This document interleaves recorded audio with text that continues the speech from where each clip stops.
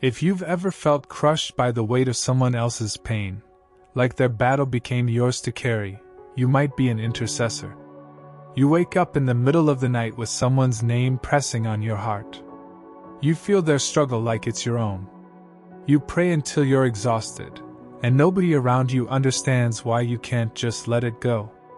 You're not losing your mind. You're standing in the gap. And today we're going to the scripture to understand why this calling feels so heavy and what God says about the burden you carry. The biblical foundation of intercession. Let's start with Moses in Exodus 32. Israel has just built the golden calf. God is ready to destroy them. And Moses does something extraordinary. Exodus 32 verse 11 says Moses pleaded with the Lord his God. He stood between God's judgment and the people's sin. That's intercession. You position yourself in the gap between someone's crisis and God's intervention. This isn't a one-time event. Abraham interceded for Sodom. Samuel interceded for Israel.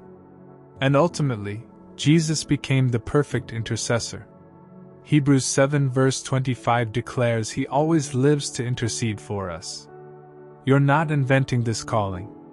You're following a biblical pattern established by the prophets and perfected by Christ. But here's what most people miss. When you intercede, you're not just praying. Galatians 6 verse 2 says, "Bear one another's burdens."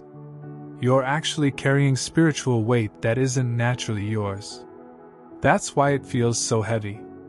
You're absorbing someone else's pain, their warfare, their crisis. And you're holding it before God until breakthrough comes. Now listen carefully. The enemy will whisper a lie. He'll tell you this burden means you're doing something wrong.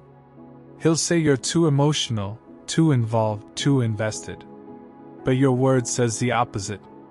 Romans 8 verse 26 declares the Spirit intercedes for us with groanings too deep for words. That heaviness you feel? That's the Spirit moving through you. That exhaustion? That's the cost of standing where most people won't stand. The burden isn't a sign of failure. The burden is a sign you're doing something right. You're partnering with the Spirit in a work that happens beyond what human eyes can see. But let's be honest about the cost. Intercession drains you emotionally. It pulls you into spiritual warfare. And most of the time, people don't see it. Matthew 6 verse 6 says when you pray, go into your room and shut the door. Intercession happens in secret. You carry the weight in private. You weep when no one's watching. You fight battles nobody knows about. Here's the truth the enemy doesn't want you to understand. You're not meant to carry this alone. Jesus is the mediator. You're the vessel. There's a difference. He holds the ultimate weight. You hold the assignment He gives you. And not every burden is yours to carry. Let me say this gently. Just because you feel something doesn't mean God assigned it to you. The enemy will try to pile guilt on you for every crisis, every struggle, every person in pain. That's not intercession. That's manipulation. So how do you know it's your assignment? 3 signs. A persistent burden that doesn't lift. A specific leading from the Spirit. And biblical alignment with what God has already called you to do. If all 3 are present, that burden is yours.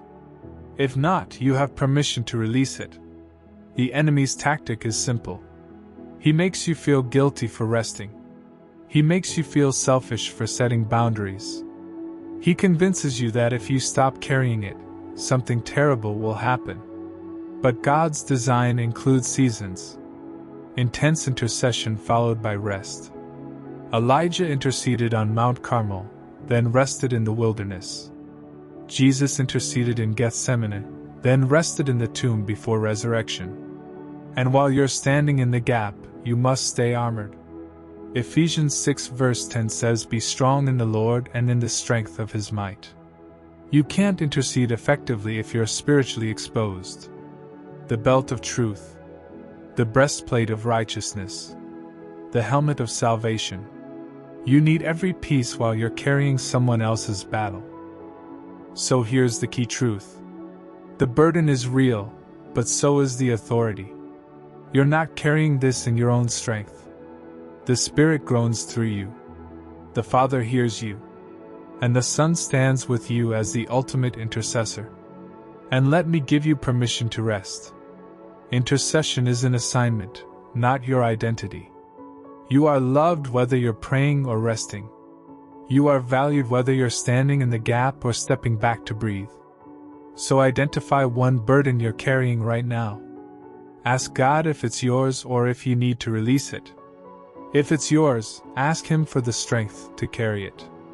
If it's not, give yourself permission to let it go. Comment below, I stand in the gap, if this is your calling. And remember, every verse holds a mystery, and every mystery leads to victory.